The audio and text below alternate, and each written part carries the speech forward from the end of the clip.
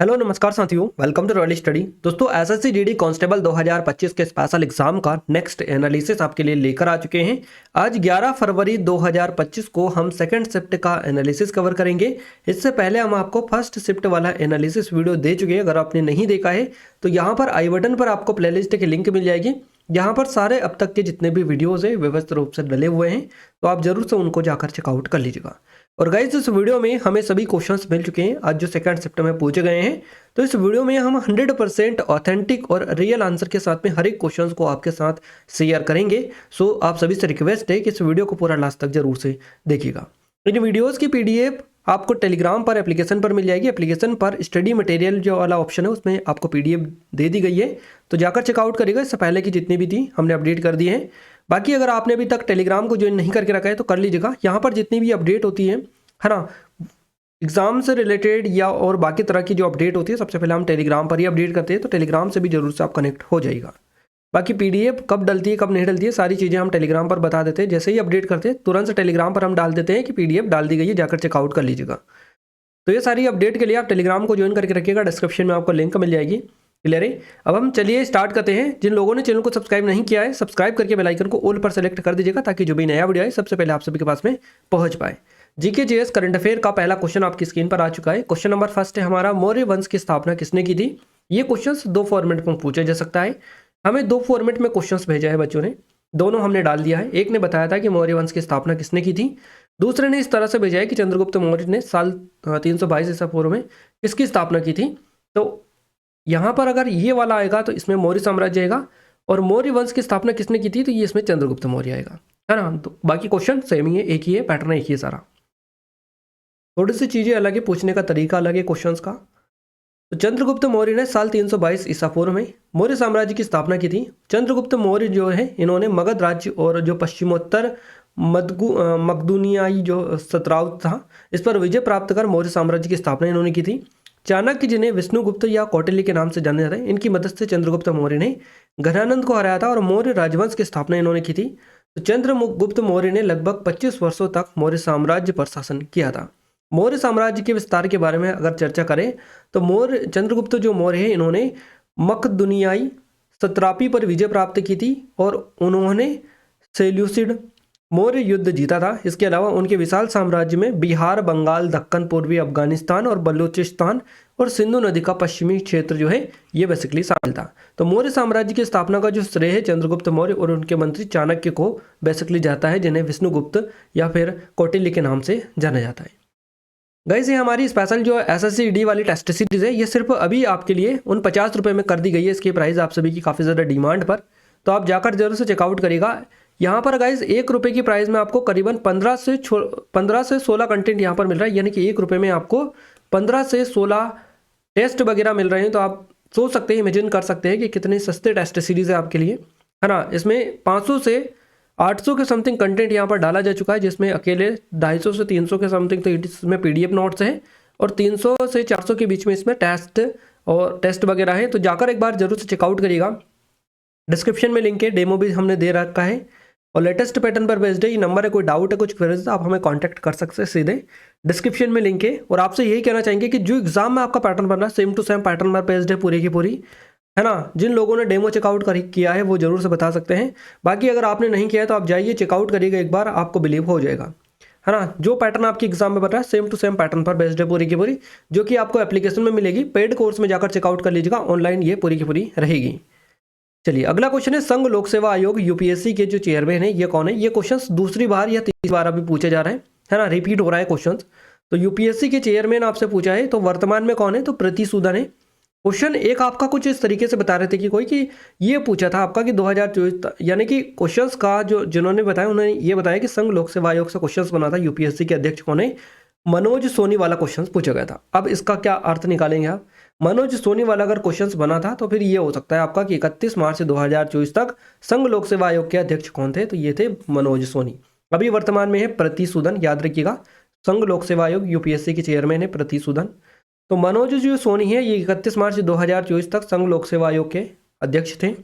Shrimati RM बाथ्यू, इनको खरबुली भी कहा जाता है, 1992 से 96 के बाद प्रीति जो सूदन है ये यूपीएससी के अध्यक्ष के रूप में नियुक्त होने वाली दूसरी महिला बन चुकी हैं। तो ये आपको रखना है कि ये जो M.R. बात्यू है, श्रीमती R.M. बात्यू, ये यूपीएससी की पहली चेयरमैन थी और दूसरी कौन बनी है? प्रीति सूदन। तो ये आपको पॉइंट याद रखना है। देखिए 1983 बैच की आंध्र प्रदेश कैडर की आईएएस अधिकारी है प्रीति सूदन। इन्होंने केंद्र सरकार के खाद्य और सार्वजनिक जो वितरण विभाग है, महिला एवं बाल विकास विभाग और रक्षा मंत्रालय में महत्वपूर्ण पदों पर इन्होंने काम किया है इससे पहले। तो इनको यूपीएससी के चेयरमैन अब बनाया गया है। मनोज सोनी ने इस्तीफा दे दिया था, आप सभी को बताइए, कुछ मैटर उछला था बीच में, है ना, फर्जी आईएएस की नियुक्ति से रिलेटेड। उसके बाद में इन्होंने जो है इस्तीफा दे दिया था और उसके बाद में इनको बनाया गया था प्रीति सूदन को। तो प्रीति सूदन ने आयुष्मान भारत, बेटी बचाओ बेटी पढ़ाओ योजना जैसे केंद्र सरकार के कार्यक्रमों और राष्ट्रीय जो चिकित्सा आयोग, इसके अलावा ई सिगरेट पर प्रतिबंध जैसे महत्वपूर्ण कानूनों में भी महत्वपूर्ण भूमिका निभाई थी, यहाँ पर रक्षा मंत्रालय में महत्वपूर्ण पदों पर काम करते हुए। तो अब इनको यूपीएससी की चेयरमैन बनाया गया है।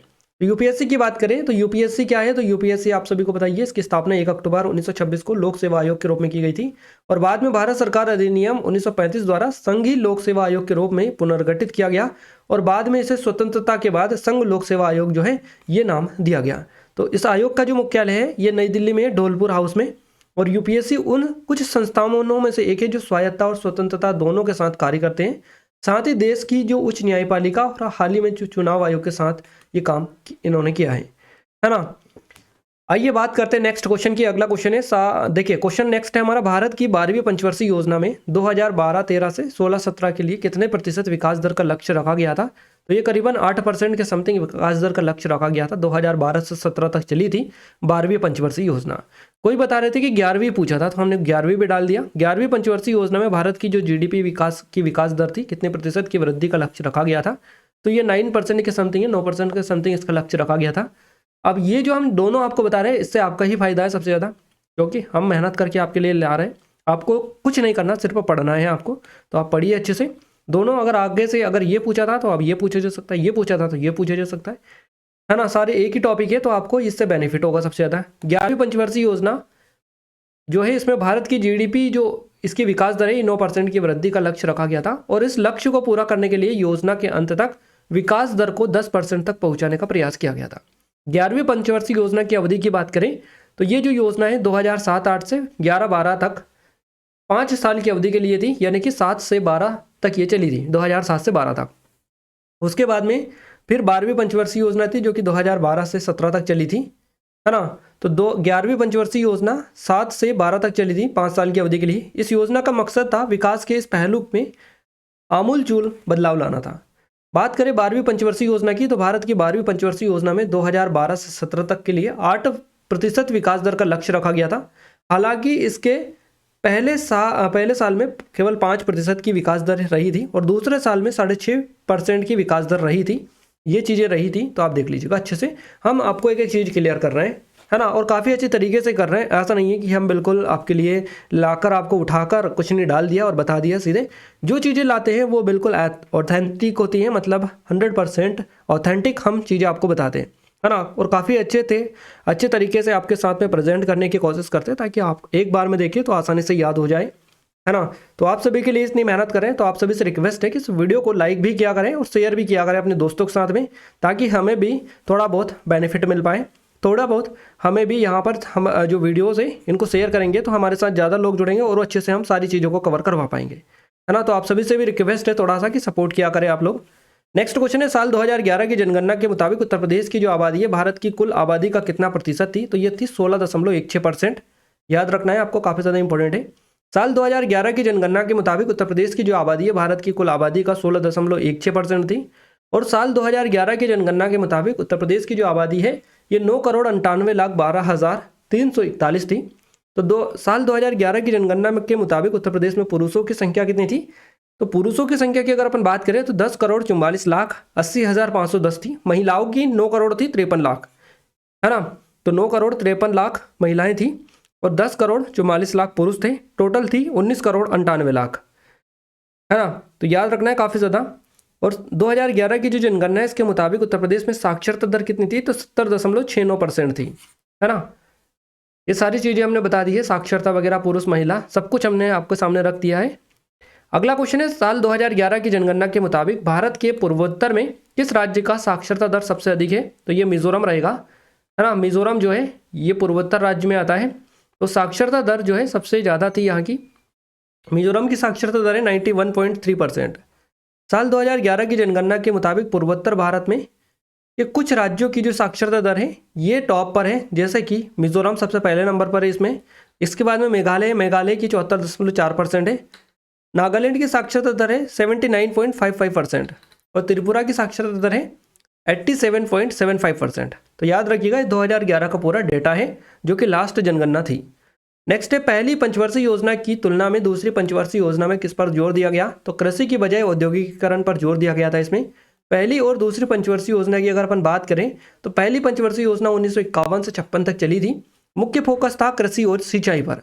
इसका उद्देश्य क्या था? तो खाद्यान्न उत्पादन बढ़ाना, सिंचाई सुविधाओं का विकास करना, ग्रामीण अर्थव्यवस्था को मजबूत करना। इस उद्देश्य से पहली पंचवर्षीय योजना शुरू की गई थी। और इसमें क्या क्या बड़े प्रोजेक्ट थे? तो इसके अंदर भाखड़ा नांगल परियोजना, दामोदर घाटी परियोजना, इसके कुछ बड़े प्रोजेक्ट थे पहली पंचवर्षीय योजना 1951 से 56 के बीच वाले। इसकी क्या सफलता रही थी? तो खाद्यान्न उत्पादन में वृद्धि हुई इसमें, जिससे भारत को खाद्य संकट से उबरने में मदद मिली थी। वहीं बात करें दूसरी पंचवर्षीय योजना की जो 56 से 61 तक चली थी, मुख्य फोकस था औद्योगिकीकरण और भारी उद्योगों का विकास करना। ये जो पहली पंचवर्षीय योजना थी ये हेरोड डोमर मॉडल पर आधारित थी और दूसरी पंचवर्षीय योजना थी जो थी ये महालनोबिस मॉडल पर आधारित थी, जो भारी उद्योगों और पूंजीगत वस्तुओं के उत्पादन को प्राथमिकता देता है। दूसरी पंचवर्षीय योजना का उद्देश्य अगर अपन देखें तो भारी उद्योगों जैसे इस्पात, सीमेंट, मशीन निर्माण को बढ़ावा इसमें दिया गया। सार्वजनिक क्षेत्र का विस्तार करना इसका उद्देश्य है और आत्मनिर्भर अर्थव्यवस्था की नींव इसमें रखी गई दूसरी पंचवर्षीय योजना में। इसके अलावा प्रमुख प्रोजेक्ट की अगर अपन बात करें तो भिलाई, दुर्गापुर, राउरकेला में इस्पात संयंत्र की जो स्थापना थी ये दूसरी पंचवर्षीय योजना के दौरान ही की गई थी। तो सारी चीज़ें हमने खोल कर रख दी है आपके सामने, अच्छे से देखिएगा। सीधे सीधे डायरेक्टली यहाँ से क्वेश्चंस आपके एग्जाम में लगातार बन रहे हैं, हर शिफ्ट में क्वेश्चंस पूछे जा रहे हैं।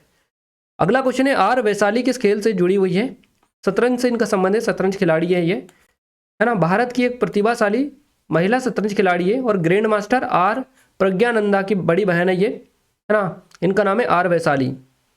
तो आर जो प्रज्ञानानंदन इनकी बड़ी बहन है ये। वैशाली ने कई राष्ट्रीय और अंतर्राष्ट्रीय शतरंज प्रतियोगिताओं में भारत का प्रतिनिधित्व किया है और कई खिताब अपने नाम किए हैं। आर वैशाली की अगर अपन बात करें तो महिला ग्रैंड मास्टर WGM और अंतर्राष्ट्रीय मास्टर, है ना, IM का खिताब प्राप्त किया है इन्होंने। कई युवा और जूनियर चैंपियनशिप जीती है और भारत के शीर्ष महिला शतरंज खिलाड़ियों में से एक इनको माना जाता है। नेक्स्ट क्वेश्चन है, निम्न में से कौन सा नृत्य अरुणाचल प्रदेश का नृत्य है? तो अरुणाचल प्रदेश का नृत्य है और बता रहे थे कि पोंग पिंग करके इसका तरह से कोई नाम था। तो अगर इस तरह से नाम था तो ये पोंग हो जाएगा या फिर पोपीर रहेगा। एक पासी ये भी आ रहा है, पासी, है ना। तो ये अगर आपके रहेंगे, अगर आपसे कुछ बता रहे थे कि पोंग पंग करके कुछ था तो ये रहेंगे। बाकी अगर आपको इस तरह से भी कोई दिखा रखा हो ऑप्शंस में क्या मिला था तो हम सारे आपको बता देते हैं। बुआ, चालो, वांगचो, है ना, वांचो, पासी, कोंगकी, पोंग, पोपीर और बारडोछम, ये अरुणाचल प्रदेश के कुछ प्रसिद्ध नृत्य हैं जो आपके एग्जाम में डेफिनेटली बनते हैं, आगे भी बनेंगे। अरुणाचल प्रदेश में कई पारंपरिक लोक नृत्य प्रचलित है जो वहाँ की जनजातियों की संस्कृति और परंपराओं को बेसिकली दर्शाते हैं। अरुणाचल प्रदेश के प्रमुख नृत्य जैसे कि पोंग हो गया, पोंग डांस, ये खासतौर पर तंगसा जो जनजाति है इनके द्वारा किया जाता है। इसके अलावा एक है यहाँ पर बुइया नृत्य, ये नोकटे जनजाति का पारंपरिक नृत्य है।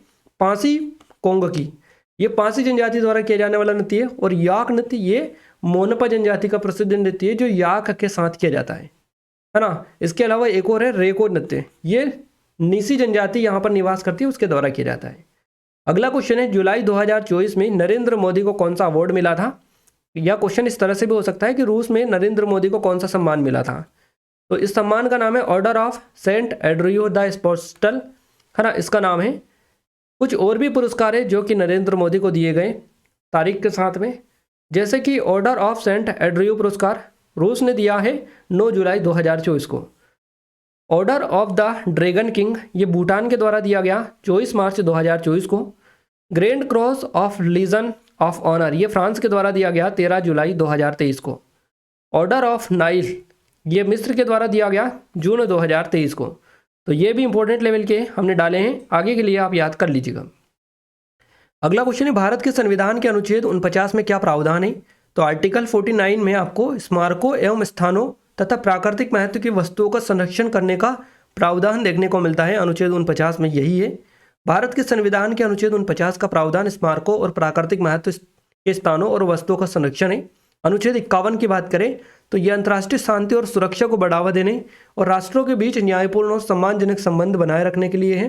अंतर्राष्ट्रीय कानून और संधि दायित्व के लिए सम्मान बढ़ाने के लिए, इसके अलावा मध्यस्थता द्वारा अंतर्राष्ट्रीय विवादों के निपटान को प्रोत्साहित करने के लिए आर्टिकल 51 इसमें मेंशन है।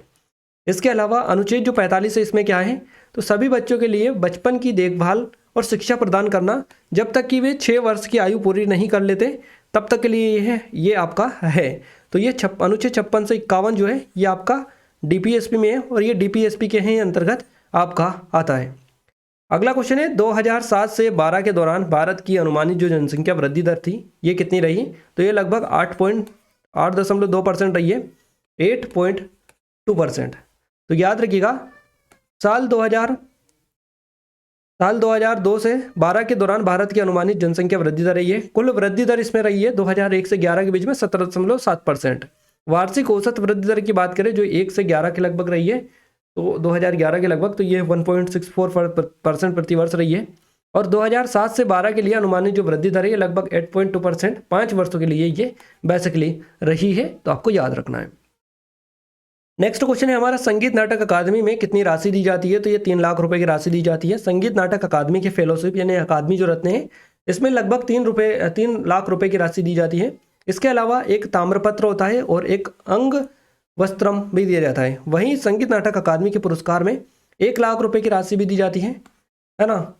और इसके अलावा एक जो है ताम्रपत्र और अंग वस्त्रम भी दिया जाता है। तो 1 लाख रुपए 3 लाख रुपए दोनों दी जाती है। तो आप देख लीजिएगा कौन सा ऑप्शन में आपको मिला था।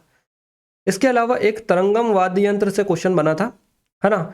और कोई बता रहे थे कि भोलाराम यादव किस वाद्य यंत्र से संबंधित है, इस तरह से बता रहे थे। बांसुरी वादक थे ये, बांसुरी वादक है भोलाराम यादव। जल तरंग और बुलबुल तरंग जैसे वाद्ययंत्र जो है तरंगों पर आधारित होते हैं। इनके अलावा कुछ वायु वाद्ययंत्र भी होते हैं। तो भोलाराम यादव जो है छत्तीसगढ़ के एक प्रसिद्ध बांसुरी वादक है।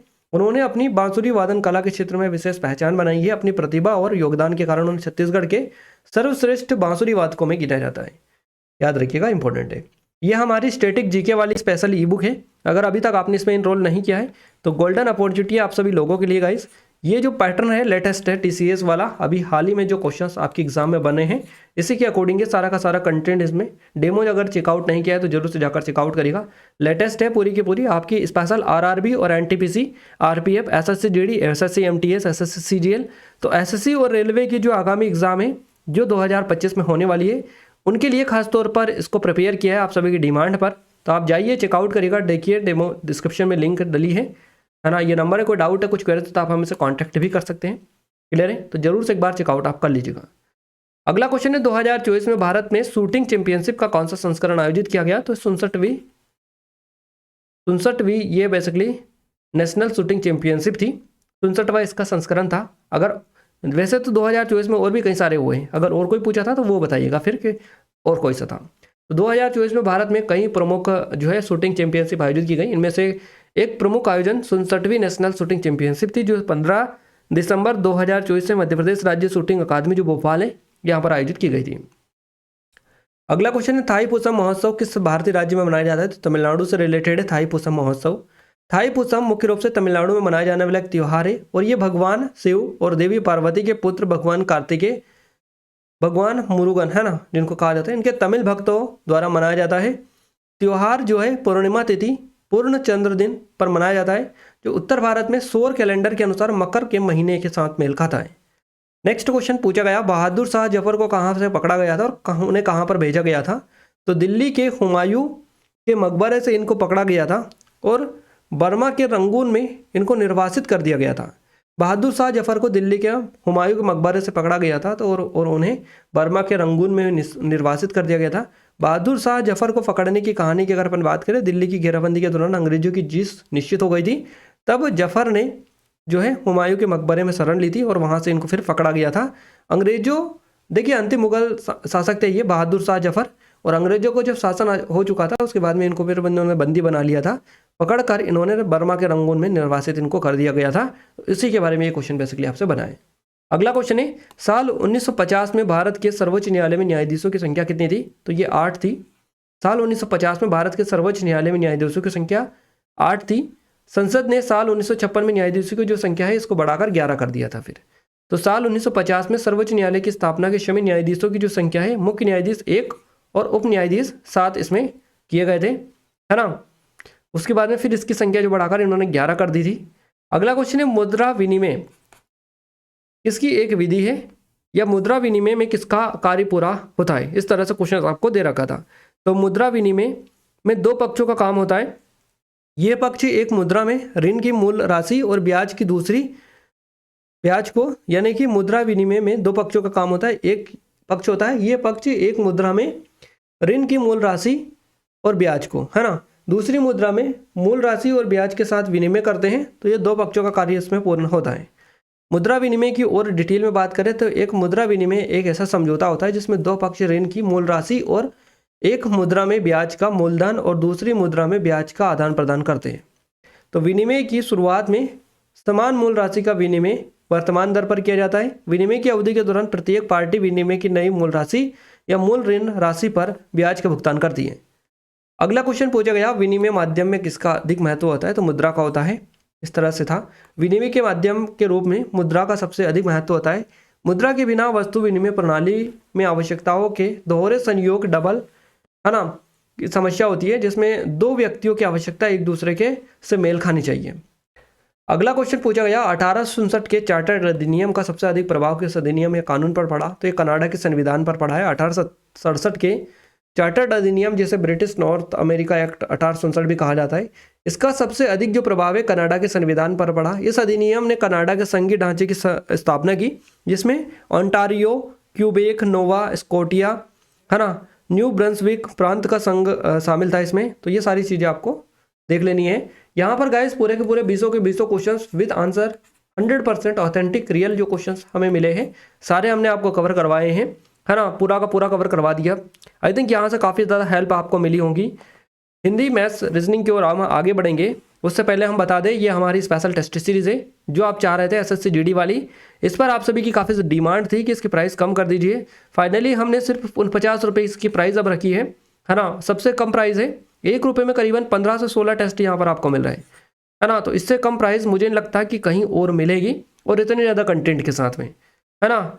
मतलब इतना ज़्यादा कंटेंट, 800 के अधिक कंटेंट है यहाँ पर, और इतनी कम प्राइस में कोई भी नहीं देगा, कहीं भी चले जाएगा कोई भी नहीं देगा इतनी कम प्राइस में। तो आप जाकर चेकआउट करिएगा, डिस्क्रिप्शन में लिंक है एप्लीकेशन पर। लेटेस्ट पैटर्न है पूरा का पूरा, मिला लीजिएगा पूरा का पूरा आप। ये नंबर है, कोई डाउट है कुछ करे तो कॉन्टैक्ट कर सकते हैं, डिस्क्रिप्शन में लिंक है। रिक्वेस्ट है कि आप सभी चेकआउट कर लीजिएगा, नहीं तो फिर बाद में कहेंगे। 100% यहाँ से अगर थोड़ा बहुत भी अगर आप यहाँ पर मेहनत करेंगे तो आप अपना जो स्कोर है यहाँ से काफ़ी हद तक इंप्रूव कर भी पाएंगे, क्योंकि जो लेटेस्ट पैटर्न है उसी पर बेस्ड है पूरी की पूरी, जो आपकी एग्जाम में लगातार पूछे जा रहे हैं, है ना। तो जरूर से चेकआउट करिएगा। ये हमारी आरआरबी एनटीपीसी की अवेलेबल है, एनटीपीसी एग्जाम के लिए जल्दी एग्जाम होने वाली है। ये आरआरबी आपकी आरपीएफ कांस्टेबल की है, जो एग्जाम आपकी मार्च में होगी उसके लिए स्पेशल है, लेटेस्ट पैटर्न वाली। तो अभी से तैयारी स्टार्ट कर दीजिएगा जिन लोगों का एग्जाम है, क्योंकि आपको बताइए कि आपकी एग्जाम स्टार्ट होने के बाद में फिर आपको टाइम नहीं मिलेगा। और ये लेटेस्ट टेस्ट है, इनसे अगर आप प्रिपरेशन करेंगे तो काफ़ी हद तक अपना स्कोर जी यहाँ से जो है इंप्रूव आप कर पाएंगे। तो जरूर से चेकआउट करिएगा, डेमो भी डाल रखा है। ये नंबर है, कोई डाउट है कुछ करे तो कॉन्टैक्ट कर सकते हैं। और ये मध्य प्रदेश आबकारी आरक्षक की है, मध्य प्रदेश जेल प्रहरी फॉरेस्ट गार्ड की है, और ये मध्य प्रदेश पुलिस आरक्षक MP ग्रुप 4 MPSI की भी अवेलेबल है। इनके भी लिंक आपको वीडियो को डिस्क्रिप्शन में मिल जाएगी। अब हम बात करते हैं हिंदी की। कैसे हिंदी का गद्यांश एक पूछा गया था जिसमें 5 क्वेश्चन बने थे।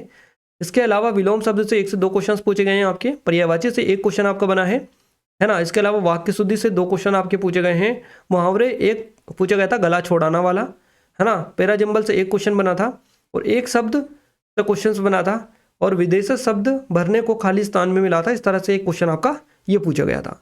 तो ये पूरा आपका हिंदी का है। मैथ्स में प्रतिशत से 2 से 3 क्वेश्चन बने थे। लाभ हानि से 2 से 3 क्वेश्चन पूछे गए। SICI से 2 से 3 क्वेश्चन थे। औसत से आपका 1 क्वेश्चन था, है ना। इसके अलावा LCM जो SCF था, इससे 1 क्वेश्चन था। DI नहीं था आपका, नंबर सिस्टम भी नहीं था। सिंप्लीफिकेशन से 2 क्वेश्चन थे। रेशियो से 2 क्वेश्चन थे आपके। पाइप और टंकी नहीं था। ट्रेन नहीं था। आयु से 1 क्वेश्चन था। क्षमिक कार्य से 2 क्वेश्चन थे आपके। इसके अलावा अनुपात से भी उनको एग्जैक्ट याद नहीं आ रहा है कि अनुपात से था या नहीं था, है ना। अनुपात से यहाँ पर इन्होंने रेशियो से बताया 2 क्वेश्चन थे, तो इसको फिर आप कट कर लीजिएगा। क्लियर है, इन्होंने ऑलरेडी बता दिया। तो ये सारे टॉपिक थे जहाँ जहाँ से आपके एग्जाम में क्वेश्चंस बने थे। रीजनिंग में बात करें तो रक्त संबंध से एक क्वेश्चन आपका बना है, नंबर सीरीज से 2 क्वेश्चंस बने हैं, वेन डायग्राम से 1 क्वेश्चन था, एनालॉजी से 2 क्वेश्चंस था आपके, 5 से 2 क्वेश्चंस थे, मैथमेटिकल ऑपरेशन से 1 था, सिलोज से नहीं था, कोडिंग डिकोडिंग से 2 क्वेश्चंस थे, मिरर इमेज से 1 क्वेश्चन था, मिसिंग नंबर से 1 था, फिगर सीरीज से 1 क्वेश्चन था, आकृति से 1 क्वेश्चन था, सिटिंग अरेंजमेंट से 2 क्वेश्चन थे, नॉर्थ फेस रो की तरफ 7 और एक था आपका 4+4 यानी 4 फेस टू फेस थे। तो इस तरह से अरेंजमेंट यहाँ पर करना था। सिटिंग अरेंजमेंट में आपको कथन निष्कर्ष से 1 क्वेश्चन आपको दे रखा था। तो यहाँ पर हमने जीके मैथ्स रीजनिंग का आपको तीनों सब्जेक्ट का पूरा कवर करवा दिया, और जीके का तो हमने 100% ऑथेंटिक रियल आपको 20 के 20 क्वेश्चंस पूरे के पूरे कवर करवा दिए, है ना। तो आप सभी को पता ही है कि जो चीज़ें हैं वो हम रियल बताते हैं, इसलिए आपका जब भी एग्ज़ाम हो, जिस शिफ्ट में भी हो, आप हमें क्वेश्चन जरूर सेंड किया करें टेलीग्राम पर। जैसे ही एग्ज़ाम छूटता है तुरंत से हम मैसेज डाल देते हैं, जहाँ पर क्लिक करके आप हमें क्वेश्चन सेंड कर सकते हैं। तो आप सभी से रिक्वेस्ट है कि आपकी बिना सहयोग के चीज़ें पॉसिबल नहीं है। जब भी एग्ज़ाम हो क्वेश्चन जरूर से आप हमें सेंड करिएगा, है ना।